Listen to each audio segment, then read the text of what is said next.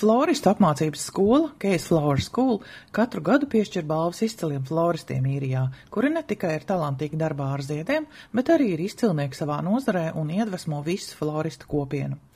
Šogad jau otro gadu pēc kārtas balvu kategorijā Mazumtirdzniecības florists 2025 saņēma ziedu salons House of Blooms Flower Bar, kura līdzīpašniece ir latvieta Laura Valšs un kas atrodas mazā skaistā pilsētiņā ar nosaukumu Abiliks. Ziedu salons ir iekārtots pavisam nelielā telpā, un Laura īpaši ir piedomājusi pie tā interjera.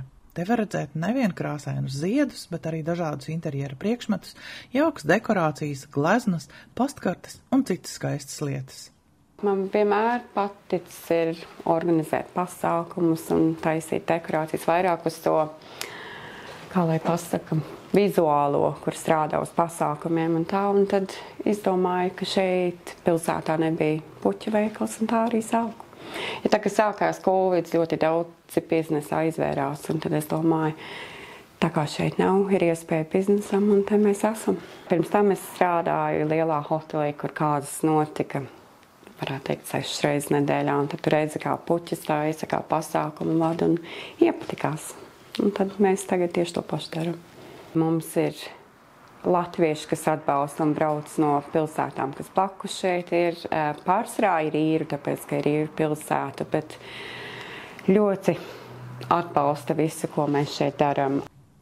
Arī florista konkursam Lauras un viņas partnera Jasona izveidoto ziedu salonu nominēja tieši vietējie klienti. Bija tā, ka mums vairāk cilvēku sūtīja īziņas caur Instagram vai caur e-pastiem. Es jūs ieteicu konkursam. Un pagājušo gadu mēs bijām tikai 3 mēnešus, 3 mēnešus atvērti. Un ļoti daudz cilvēku sūtīja, mēs jūs nominējām un tā, un nespēju noticēt. Es godīgi sakot aizmirstu par konkursu, un pēc tam man Jasons pateica, Laura, mēs vinnējām. Jā, un šogad tāpatās pārsvarā vietējie cilvēki vai cilvēki, ka mēs kāzām puķus esam taisījuši tā, un tad atbalsta. Arī patīkami, jo dažreiz nav viegli, ka tas iebraucējs citā valstī un tad dzīvo un tad domā, pirmkārt ir ļoti savādākas puķas šeit un Latvijā, un tad ir savādāks stils, kā tu gatavo puķas, un tad liekas, vai mani atbalstīs, vai nē, par mums, kā mēs atvērām tā vietējie cilvēki, kā nāk, tā nāk, un ir priecīgi, jo man patīk bija īru cilvēkiem, viņi puķas pērk tāpat vien. Es nopirkšu sev, jo man vienkārši gribās sevi iepriecināt.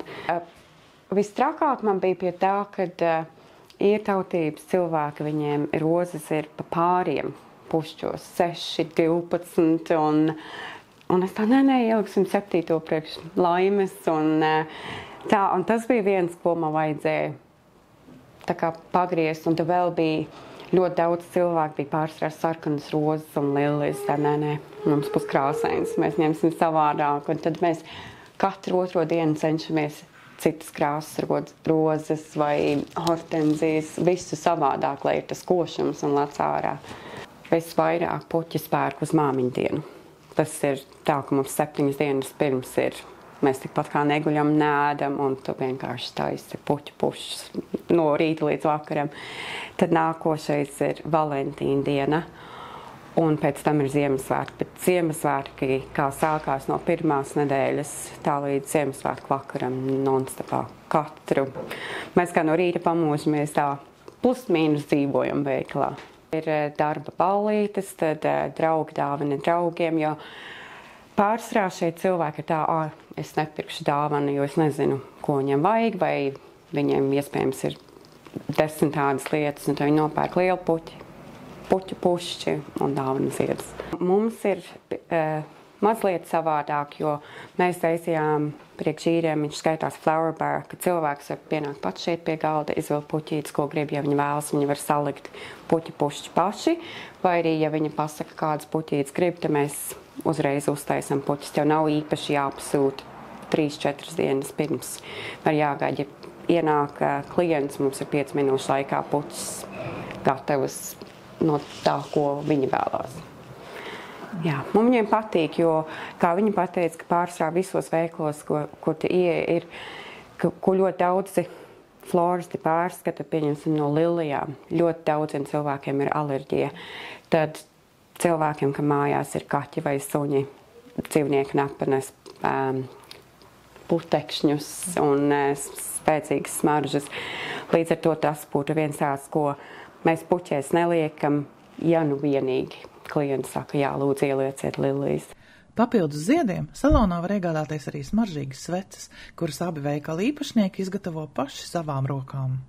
Kā mēs sākām ar svecītēm, mums bija tā kā hobijs, nebija ko darīt, un te vakaros skatījāmies kā ko liet un centus, es nemāku latviski runāt, un sākām likt visu kopā, un tad pirms mēs vērām vaļā, mēs meklējām cilvēku, kas varētu priekš mums taisīt, un tad nevienu neatradām tuvumā, un tad mēs sākām paši. Un jā, un cilvēkiem patīk, un brauc pakaļ un pērk. Tā kā jā, nolaicās tādā ziņā. Un arī man patīk pašai viņas taisīt, jo relaksējos pēc ļoti daudz darba no rīta, kā tu celies tā skrien, taizēji mājās un sāc ieslēgt savu mašīnīti, lai vasks sāk klust, un tad sāc visu smaržas likt kopā, un tad jā, tāds mierīgs. Tā atnāc šeit, tas ir miers un ir relaksējoši, un tā, jā, neliekās, ka nāk uz darbu. Katra diena ir savādāka. Ir daudz darba un ir, ka paliek grūti. Piektdien, sestdien ir visvairāk klientu un visvairāk orderu, un tad, kad tu sāc strādāt jau no pirmdienas, tad tu jau esi noguris ceturtdienu vakarā, un tu domā, piektdien, sestdien, kā es izvilkšu. Bet jā, ir forši. Man patīk. Jasons tagad, kad es nejūtos labi, viņš dara visu. Viņš pa māju, viņš pa veikalu un tā. Bet tā mēs roku rokā. Ir tā, kad dienas, kad es nevaru ieieties ritmā, un es nekas nesanāk, sākšu no jauna, viņš uzreiz pārtver un sāk darīt. Un tā kā mēs tā kā cimds ar roku.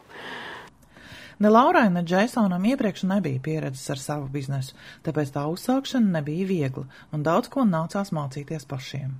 Ļoti daudzi biznesa cilvēki šeit no apkārtnes palīdzēja un pateica, sāc ar šo, un tad dari to, un galvenais novērtē savu talantu un tiecies uz to, nevis ej un dari, ko viss sev.